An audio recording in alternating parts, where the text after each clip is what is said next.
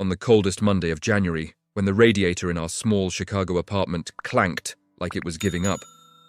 And my mother, Linda Carter, sat at the kitchen table staring at a crumpled eviction notice. None of us noticed the stranger standing outside our building, brushing snow from his coat as if he'd been there many times before. I was 17 then, angry at the world, pretending not to care while my younger brother Jason tried to distract Mom with jokes that didn't land. And she kept whispering that she'd figure something out even though her paycheck from the diner had already gone to groceries and my school fees.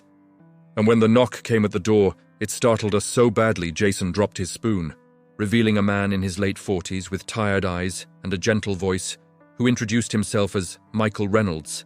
saying he was looking for Linda Carter, which made my mother freeze because no one ever came looking for her unless it was bad news. But instead of threats or demands, Michael held out an envelope and said he'd like to help,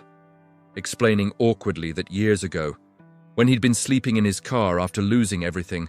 a woman named Linda had bought him coffee every morning for a week at a small diner on West Madison, never asking his story, never judging, just telling him to keep going, and my mother slowly covered her mouth as she recognized him, remembering the man who always sat by the window and thanked her like she'd done something extraordinary when all she'd done was be kind. And as Michael placed the envelope on the table, he admitted that he'd rebuilt his life since then, started a modest construction business,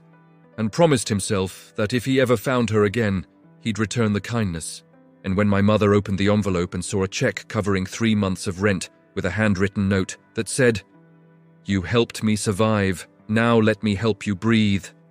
she broke down in tears I'd never seen before, not loud or dramatic, just quiet and shaking.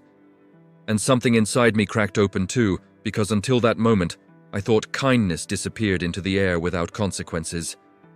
But watching a stranger sit at our worn table, sipping coffee like he belonged there, I realized it circles back in ways you can't predict. And as Michael stood to leave, refusing any praise and simply saying, "Pass it on when you can," the apartment felt warmer than it had all winter, and even after the door closed and he disappeared down the stairs, the hope he left behind stayed with us, reshaping how I saw the world and teaching me that sometimes salvation doesn't come from miracles or luck, but from ordinary people who remember what it feels like to be seen. Drop a heart in comment, like and subscribe my channel, and visit my channel for full story videos.